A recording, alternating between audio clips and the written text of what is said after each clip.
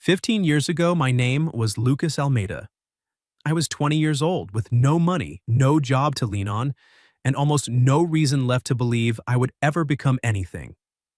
I'd come to a small town in Pennsylvania because I heard a construction company was hiring an office assistant. I carried an old backpack, a few changes of clothes, a recommendation letter, and the naive hope that if I just worked hard enough, life would finally open a door for me. That door slammed shut before I even reached it. The position had already been filled. I spent the next 3 weeks knocking on every possible door in town: diners, warehouses, gas stations, small hotels, auto repair shops. Everywhere I went, they shook their heads. My money ran out fast. The landlady at the cheap rooming house let me stay a few extra days out of pity, but I knew even kindness from poor people has its limits. By the end of the third week, I had less than $10 left. I couldn't even afford a bus ticket out of town. That afternoon, I sat on a bench in a small park in the middle of town. There was an old fountain, a few wooden benches, maple trees just starting to turn, and a couple of weekend stalls selling coffee, flowers, and baked goods. I sat on the farthest bench, backpack at my feet, elbows on my knees, staring at the ground. I wasn't crying. I was empty. That feeling was worse than crying because at least tears proved you still had something left to react with. I was thinking about leaving town, though I had nowhere to go. I was also thinking about giving up. Not in a dramatic way, just quietly disappearing from every expectation I had ever had for myself. That was when a girl's voice spoke in front of me. "Sorry, I didn't mean to bother you." I looked up. She stood a few steps away. About 16, brown hair tied back with a red ribbon, white apron with a little flower on it. In her hands was a paper cup of coffee and a slice of orange cake wrapped in parchment paper. She said, "You've been sitting here since my mom set up the stall. Normal people don't stare at the ground that long unless they're hungry or sad. I'm guessing you're both." I frowned, pride rising on instinct. "I don't need charity." She didn't get angry. She simply placed the coffee and the cake on the bench beside me. "I'm not bringing charity either. I'm bringing orange cake. Those are two completely different things." I looked at her. The calm way she spoke left me with nothing to say. In the end, I took the cake, not because I wanted help, but because my stomach hurt from hunger. She sat down at the far end of the bench, keeping a respectful distance. "My name's Mariana Silva. My mom sells cakes at that stall over there." I followed where she pointed. A middle-aged woman was arranging pastries on a table covered with a red and white checkered cloth. "Lucas," I said. "Lucas Almeida." From that day on, I started coming back to the park. At first because I had nowhere else to go. Later because Mariana was there. She never spoke to me like I was a failure. She asked what I wanted to do, what I wanted to build, why I had chosen hospitality when I didn't even have a stable place to sleep. I told her about my dream. I wanted to build small but decent hotels, places where guests didn't just check in and leave, but felt treated like human beings.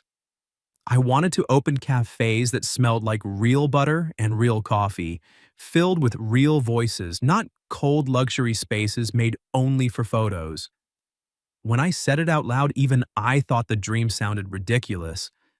A broke 20-year-old with $10 in his pocket talking about opening hotels. But Mariana didn't laugh. She said, "People who can clearly say what they want to build are usually the ones who end up building it. People who have already given up don't talk like that. They talk like they said goodbye to their dreams a long time ago." I looked at her for a long time. A 16-year-old girl helping her mother sell cakes, speaking to me with a certainty no adult had given me in years. In the days that followed, I kept returning to the park. I told myself it wasn't because I was asking for food, but the truth was I came back because Mariana was there. She gave me coffee when the stall had extra, and slices of cake her mother called cutting mistakes, even though we both knew they weren't mistakes at all. In return, I helped her carry boxes, set up tables, and put away chairs. We talked about the future. She said she wanted to open her own small bakery one day. Nothing big, but a place with soul where every cake had a story. Then the last real chance appeared. An old acquaintance messaged me that a logistics company in Chicago was hiring an operations assistant. It wasn't a big job, but it was a real one. They needed someone to interview within the next 3 days. If I got it, I could start over.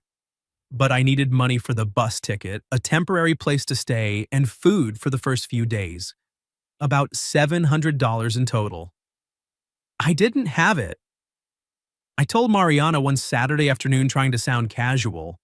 Maybe that chance wasn't meant for me, I said. I'll probably just keep looking for work around here. Mariana stayed quiet. She had a strange kind of silence, like she was doing math in her head, not with money, but with fate. The next morning, she came to the park earlier than usual. In her hands was a white envelope. She held it out to me. There's $700 in here. I froze. Mariana, no. It's the money I saved for 4 months. No, absolutely not. What were you going to use it for? She looked toward her mother's stall. To buy a new stand mixer. Mom's old one keeps cutting out, but the old one can still be fixed. Your chance might not wait. I stood there, not daring to touch the envelope. I can't take money from a 16-year-old girl. She looked straight at me and said, very seriously, then don't take it as money from a 16-year-old girl. Take it as one person's belief in another. Then she gave me one more thing. A small piece of paper torn from a school notebook. On it, written in blue pen, were 6 simple words. Go far. I believe in you. I read the sentence over and over. My throat tightened. I said, one day I'll come back. I'll pay you back. I'll thank you properly. Mariana smiled. Her smile always came before her words, as if the kindness inside her moved faster than her voice. I know, now go. You have a life to start. I left town on the Monday morning bus. Mariana didn't come to the station. We said goodbye under the maple tree in the park. I carried my old backpack, $700, a slice of orange cake her mother had wrapped for me, and that small piece of paper with 6 words. That night I slipped it into my wallet. I didn't know then that the note would stay in my wallet for the next 15 years. And I didn't know that the girl who gave it to me would become the name I searched for the longest in my life. 15 years can turn a broke 20-year-old into someone the newspapers call a self-made man. But I knew the truth was never that clean. I wasn't entirely self-made. I had been saved by a 16-year-old girl, a paper cup of coffee, a slice of orange cake, and $700 she should have used to buy a new stand mixer for her mother. I reached Chicago and got the operations assistant job. I worked like someone terrified of being thrown back into the dark. I arrived earliest, left latest, learned everything from accounting to warehouse operations, from customer service to negotiating with suppliers. Later, I moved into hospitality, bought a failing motel, and turned it into something clean, warm, with free coffee and staff who remembered guests' names. That motel made money. I opened a second one, then my first cafe, then my first boutique hotel. By the time I was 35, I was the owner of Almeida Hospitality, a group of boutique hotels and cafes operating across Illinois, Pennsylvania, Ohio, Michigan, and New York. People called me a millionaire. They said I had vision. They said I understood guest experience better than many bigger competitors. But no one knew that everything had started from the feeling of being truly seen by someone who asked, "What do you want to build?" For 15 years, I looked for Mariana. I went back to that small town. The bakery stall in the park was gone. Locals said the mother and daughter had left years ago. Some remembered the name Mariana, others only remembered the girl with the red ribbon who sold orange cakes. I hired private investigators 3 different times. I searched through small business records, school files, vendor permits, and social media. But the name Mariana Silva wasn't rare. Every time I thought I had found her, it turned out to be someone else. Once I drove more than 3 hours to a farmer's market because I saw a photo of a stall with a red and white checkered cloth. When I got there, the woman selling cakes was a stranger. I kept that small piece of paper in my wallet the entire time. It had become so worn that the creases were almost tearing. I wrapped it in a thin layer of plastic, but I still carried it with me. On difficult days, before walking into an important meeting, I would open my wallet and read those 6 words. Go far. I believe in you. I had gone far, but I still hadn't found the person who told me to go. My mother, Helena, was the only one who knew the full story. She still lived in a small town in Pennsylvania and refused to move into any of the houses or apartments I bought for her. She said old tree roots don't like being moved.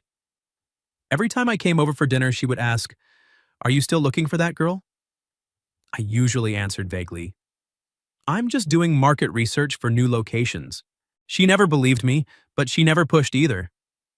She only looked at me the way a mother looks at a son who carries a debt that money can never repay.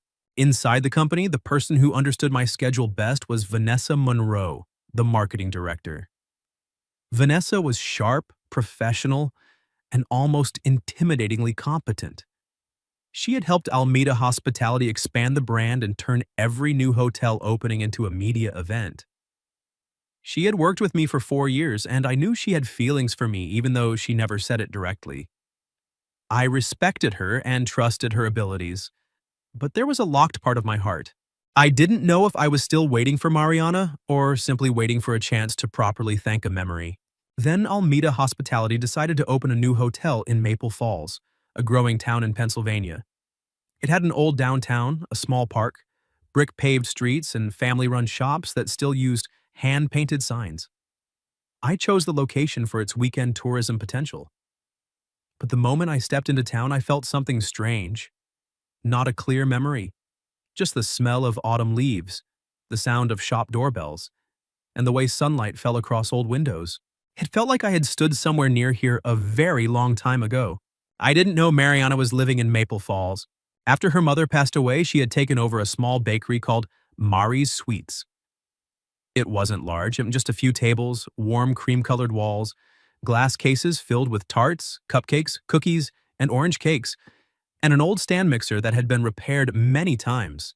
The bakery wasn't rich. Some months, it barely covered rent and suppliers, but Mariana kept the place clean and kind, filled with the real smell of butter, oranges, and coffee.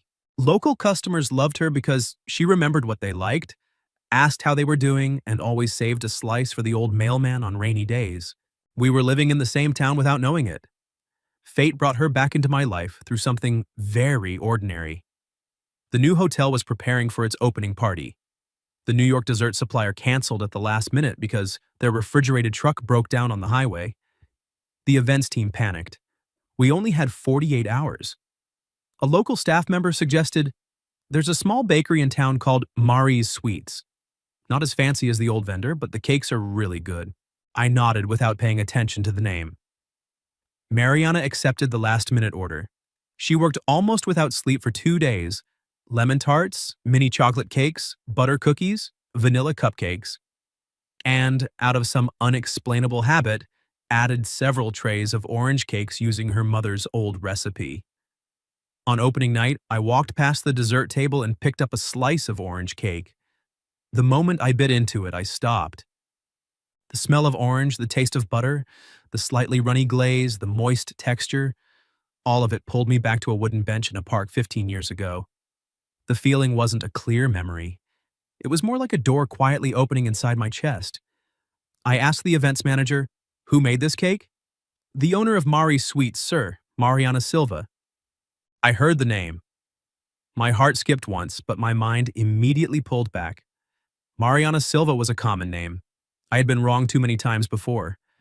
I didn't dare to hope again. I said, "I want to meet her." When she stepped out from the side kitchen, hands still dusted with flour, hair tied with a deep red ribbon, I looked at her. A woman around 30, mature, calm, with deeper eyes and a face that no longer belonged to the 16-year-old girl in my memory. I did not recognize her. I truly did not recognize her. But she recognized me immediately. She just didn't say anything. I held out my hand. "Lucas Almeida, your cake is very special." She shook my hand. Her voice was steady. "Thank you. It's a family recipe." I said, almost without thinking, "It tastes like a memory." She looked at me. There was a small wave in her eyes, but she hid it quickly. "Good cake is cake that has a story inside," she replied. I stood completely still. That sentence. I had heard a version of it a very long time ago, but the memory moved too fast for me to catch.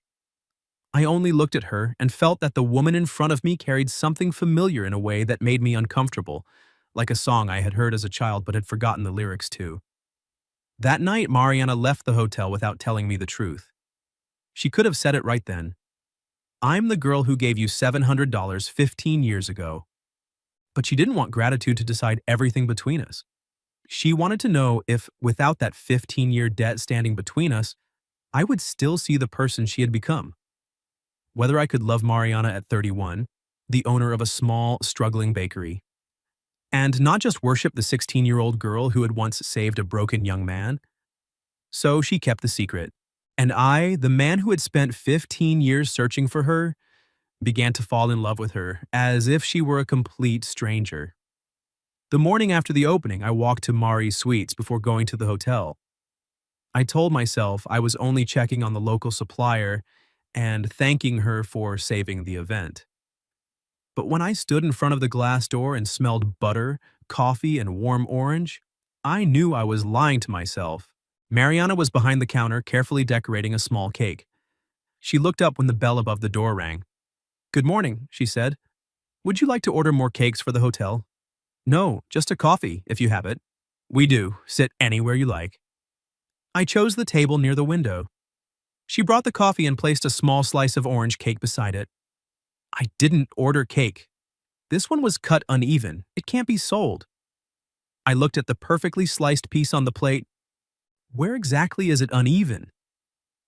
In the baker's pride. I laughed. The sound surprised me. It had been a long time since I laughed that easily with someone I had just met. I came back the next morning, and the morning after that. At first it was only coffee. Then it became conversations. Mariana didn't talk like the people in my world. She didn't try to impress me, didn't flatter me, and never asked about money or press coverage. She asked simple, difficult questions. "What part of the hotel makes you feel proudest?" she asked one morning. I started talking about design, service standards, and operational systems. She shook her head gently. "No, I mean the part that makes it feel like it has a soul." The question left me quiet for a long time. Very few people had ever asked me about the soul of what I built. Most only asked about occupancy rates, average daily rate, and profit margins. I told her about the cafes inside my hotels, how staff were trained to remember returning guests' names, and how we tried to work with local bakers instead of using frozen products whenever possible. I told her that when I was 20, I had once been hungry in a park and a single slice of cake had made me believe people could still be kind. Mariana listened. She didn't tell me she was the girl in that story. She only asked, "Did you ever find her?" I put my hand on my wallet but didn't open it. "I've been looking for 15 years. To pay her back?" At first, I thought that was the reason. Later, I understood that money is the easiest thing to return. I want her to know she wasn't wrong to believe in me. Mariana looked down at her coffee. After a moment, she said softly, "Maybe she already knows." I didn't understand why her voice sounded sad. Those mornings slowly became a habit. I arrived around 8. I always sat at the same table near the window. Some days we talked about business. Some days she told me about her mother and the recipes she had left behind. Especially the orange cake and the belief that good cake is cake that has a story inside. Other days we simply sat in comfortable silence while she worked behind the counter and I opened my laptop. The sound of the espresso machine and the quiet rhythm of a knife-cutting cake filled the space between us. I began to notice the difficulties the bakery was facing. The old freezer made strange noises. The spice shelf was loose.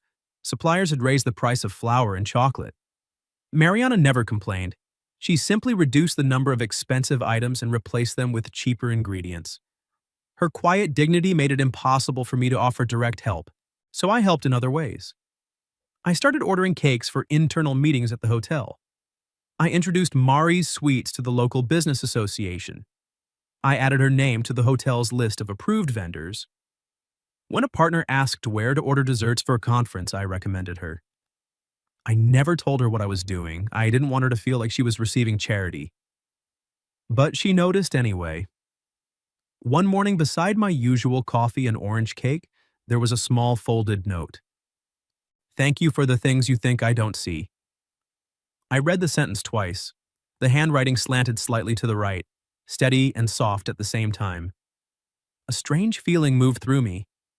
The handwriting looked familiar, but I couldn't place where I had seen it before.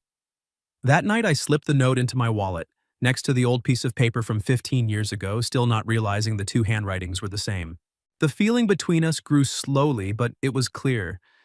One rainy afternoon, I walked into the bakery and found the spice shelf had collapsed, jars of cinnamon broken across the floor. Mariana told me not to come in because of the glass. I came in anyway and started picking up the larger pieces. You don't have to do this, she said. I know. She went very still. I didn't understand then why those two words made her look at me for so long. Only later did I learn that 15 years ago she had said almost the same thing when she handed me the envelope. We cleaned the floor together, then sat side by side at the counter watching the rain fall against the glass. I asked her, "And are you happy here?" She thought for a long time before answering. The bakery gives me meaning. This town gives me roots. Happiness is more complicated than that. What are you still missing? She looked out at the rain. Sometimes I just want someone who will come before the storm. Not to protect me like I'm weak. Just to sit beside me until the rain passes. I didn't say anything, but I knew in that moment I wanted to be that person. Vanessa noticed the change in me before I even named it. She saw me going to the bakery every morning. She heard me mention Mariana in conversations that had nothing to do with work. She watched the way I looked toward the center of town from the hotel windows. One afternoon she came to Mari's suites alone. Mariana told me later that Vanessa was very polite, but every sentence felt like a blade wrapped in velvet. Vanessa said, "Lucas is a very busy man. His world is much larger than this town. Sometimes his attention can make people misunderstand." Mariana only replied, "Would you like more coffee, or are you ready to leave?" The question made Vanessa angry, but Mariana showed nothing. After that, Vanessa began digging. She collected scattered pieces of information. The bakery had once owed suppliers. Mariana had once sent a business proposal to one of Almeida Hospitality's branches years ago and been rejected by the system. Revenue had increased after I appeared, and several new customers were coming from the hotel. All of it was true, but Vanessa twisted the pieces into a different story. That Mariana had deliberately approached me to save her failing bakery, using charm and a hard luck story to take advantage of me. When Vanessa placed the file on my desk, I made the biggest mistake of all. I didn't ask Mariana. I trusted the cold silence of papers more than the eyes of the woman who had looked at me with truth for weeks. I didn't get angry. I simply withdrew. That was the crueler thing to do. I still came to the bakery, but I spoke less. I still drank the coffee, but I didn't stay long. I still looked at Mariana, but I avoided her eyes. She noticed immediately. One morning she placed the coffee in front of me and asked quietly, "Is something wrong?" I looked at the cup. No, just work. It was a cowardly lie. Mariana didn't push. She only nodded and returned to the counter. Her calm acceptance hurt me more than if she had demanded an explanation, because a part of me wanted her to defend herself even though I hadn't accused her yet. I wanted her to break the distance I had created, but Mariana was no longer the girl who gave trust for free at 16. At 31, she no longer wanted to beg anyone to believe in her. The charity event for the new hotel was held on Friday night. It was meant to raise funds for local vocational training programs. Business owners, local journalists, city council members, and the entire Almeida hospitality team were there. Mariana had been hired to provide all the desserts. She arrived early and arranged everything herself. Lemon tarts, chocolate mini cakes, butter cookies, vanilla cupcakes, and, following a habit she couldn't explain, placed several trays of orange cakes right in the center of the table. I wasn't there at the beginning. I had flown to Detroit to sign a contract and wasn't expected back until the next morning. Vanessa was in charge of the event. Around 9 o'clock, Vanessa stepped onto the stage to give a speech. She began with the usual beautiful words about kindness, opportunity, and social responsibility. Then her tone changed. "We all want to believe in touching stories," Vanessa said. "But sometimes, behind those stories is calculation. There are people who see a large company, a successful man, an opportunity to gain something, and then wrap themselves in a pitiful appearance to step inside. The entire room went silent. Mariana was standing beside the dessert table. She understood immediately. Vanessa never said her name. She didn't need to. She spoke about a small bakery that once owed suppliers, someone who had once tried to approach the company, and someone whose revenue suddenly increased after becoming close with the hotel's leadership. Every sentence was vague enough to avoid a lawsuit, but clear enough that every pair of eyes slowly turned toward Mariana. People began whispering. Some looked at her with pity, others looked uncomfortable but said nothing. The room had turned into a circle of judgment.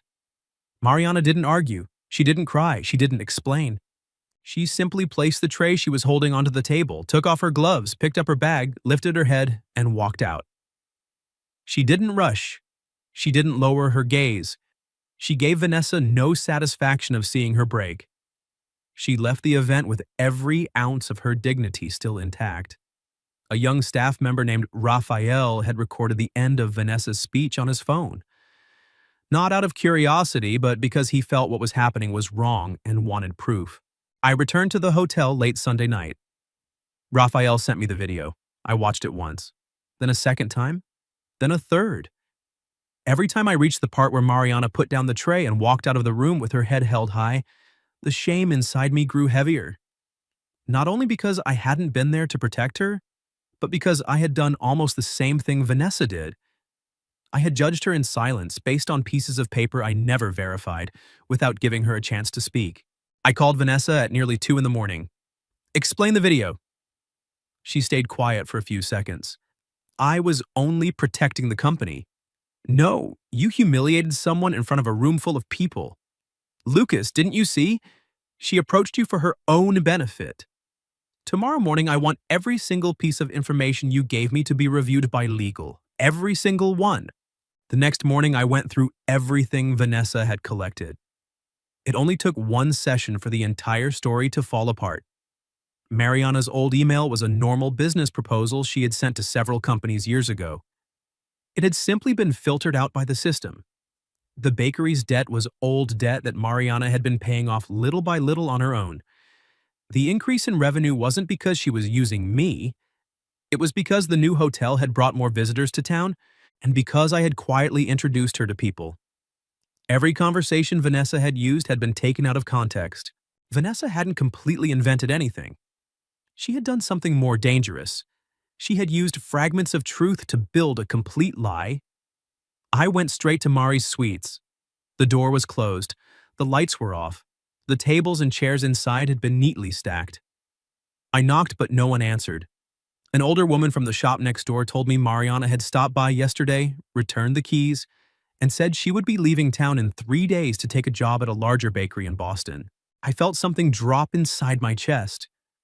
I drove back to the hotel and began checking every document Vanessa had given me. By late morning, the truth was completely clear. I called an emergency meeting with the board. Vanessa was removed from all projects and later asked to leave the company. I didn't make a public spectacle of punishing her. I had never enjoyed humiliating people, even those who had humiliated others. But the consequences were real, clear, and irreversible. Still, dealing with Vanessa didn't bring Mariana back. I called her. She didn't answer. I texted. No reply. I went to the bakery again. Empty. I asked her friends. All they knew was that she was planning to take the night bus to Boston on Wednesday. Before going to the bus station, I drove to my mother's house. I needed to tell her everything. Maybe because she was the only person who knew how long I had been searching for the girl from years ago. Maybe because deep down I felt that everything was finally connecting to the past, but one final piece was still missing.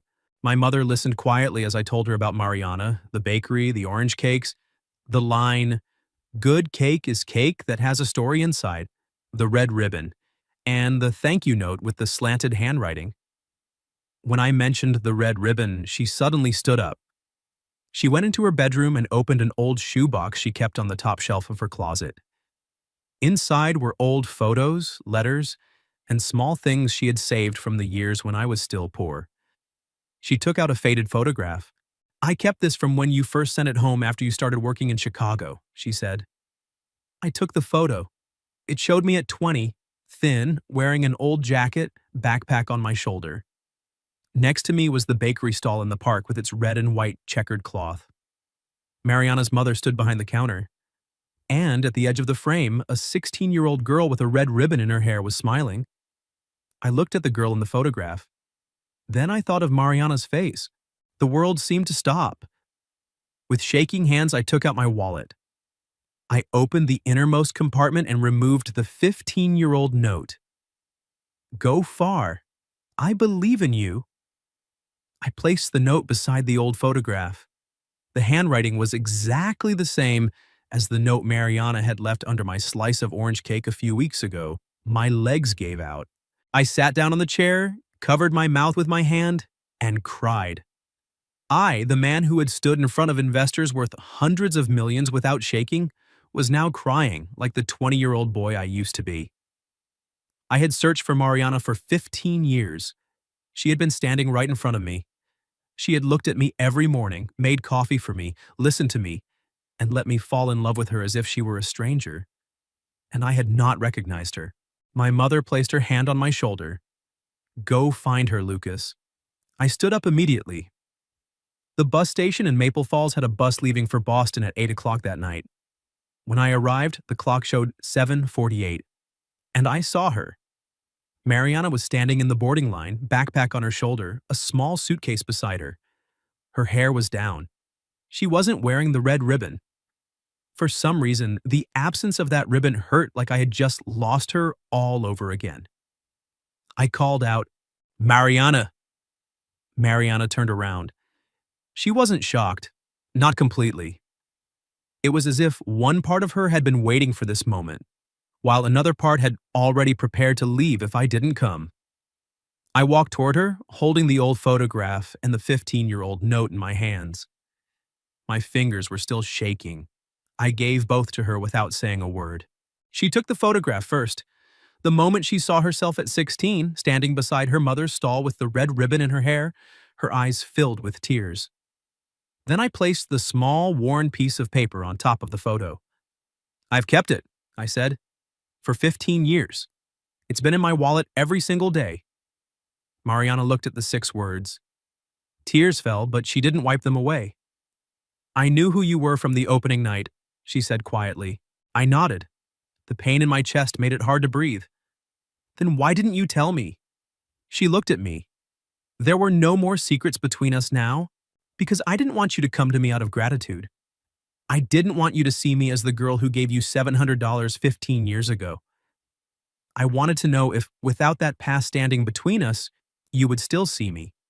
The 31-year-old woman who owns a small bakery, who has debts she's still paying off, who has pride, who has fears, and who has her own dreams. I wanted to know if you could love me for who I am now. I'd looked at her, and the regret was almost unbearable.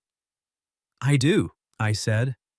I love the woman who makes coffee for me every morning, the one who remembers what her customers like, the one who refuses to lower herself just to fight back when someone tries to humiliate her, the one who walked out of that room with her head held high. And I also love the 16-year-old girl who saved me, but not because of the debt, because both of them are you. She closed her eyes. More tears fell. I continued, I'm sorry I didn't recognize you, but what I regret even more is that I didn't believe you when Vanessa gave me those papers. I forgot the very first lesson you taught me, to look at a person with trust before looking at them with fear. Mariana glanced toward the bus that was now boarding. The driver was calling for final passengers. I was going to leave, she said. Not because I don't love you, but because I didn't want to stay in a place where people thought I had to prove I wasn't cheap. You don't have to prove anything to anyone anymore. She looked back at me. And you? I held the note out to her. I already had my answer 15 years ago. I just took too long to understand that the person who wrote it was standing right in front of me. A small laugh escaped through her tears. You really searched for me all these years? Private investigators, farmers markets, small towns, old business directories, social media. I once drove 3 hours because I saw a stall with a red and white checkered cloth. You're an idiot. Yeah, I said, but a persistent one. She laughed again, then cried harder. I stepped closer but stopped before touching her. Can I hold you? Mariana looked at me for a long moment. Then she stepped forward and walked into my arms. We held each other in the middle of the small bus station, surrounded by the sound of the departure announcement, rolling suitcases, and people walking past. 15 years quietly closed inside that embrace. No more explanations were needed. The bus to Boston pulled away without her on it. 3 weeks later, I held a proper reopening event for the cafe inside the Maple Falls Hotel. This time, I didn't keep the story quiet. In front of the staff, partners, and townspeople, I showed the old photograph on a large screen. I said, when people look at me, they see a successful businessman. But everything I have today began on a day when I was hungry, hopeless, and a 16-year-old girl brought me a cup of coffee, a slice of orange cake, and every dollar she had saved. When the whole world saw me as a failure, she looked at me like someone who still had a future. I looked at Mariana sitting in the front row. She didn't save me with money, she saved me with belief. And sometimes having just one person believe in you is enough to keep you from giving up. I didn't propose that day. I didn't want to turn the moment into a performance. I simply made the truth public, apologized to Mariana in front of everyone for letting her be hurt, and thanked her, openly, for changing my life 15 years ago. After that, our love grew slowly but steadily. I never asked her to close the bakery and step into my world. Instead, I helped her expand Mari's Sweets in the way she wanted. Still handmade, still filled with the real smell of butter and oranges, still a place where people felt like they were coming home. She also stepped into my company, but not as Lucas Almeida's woman. She became an advisor for the bakery section across all our cafes, gently reminding me that no matter how big a brand became, it should never lose the small soul it started with. 6 months later, we opened a free vocational training center in Maple Falls for teenagers from difficult backgrounds, unemployed adults, and anyone who needed a second chance. We taught baking, coffee making, small hotel operations, basic financial management, and interview skills. The name of the program was simple: One Slice of Cake. On the main wall of the center, we hung the old photograph in a light wooden frame. Below it was a single line: a small act of kindness can change an entire life. As for the 15-year-old note, Mariana refused to let me keep carrying it in my wallet anymore. She said it had already endured enough sweat, time, and stubbornness from me. We preserved it between 2 sheets of protective glass and placed it in the office at the center. The 6 words were still there, slightly faded but still readable. Go far. I believe in you. One afternoon I asked her, if you could go back to when you were 16, would you still give me the $700? She looked at me and smiled. Yes. Even knowing it would take me 15 years to recognize you? I would have added a 7th sentence. What would it say? She tilted her head, her eyes both teasing and gentle. Look more carefully. I laughed and pulled her into my arms. And I understood then that our story was never just about a successful man finding the person who once saved him. It was about kindness that doesn't disappear after it's given. It travels far, grows, circles through years and cities and mistakes, and one day returns in the form of a small bakery, a slice of orange cake, a woman who has grown, and an old note that still has the power to make a man cry. I had gone far. But in the end, every road still led me back to the first person who believed I could.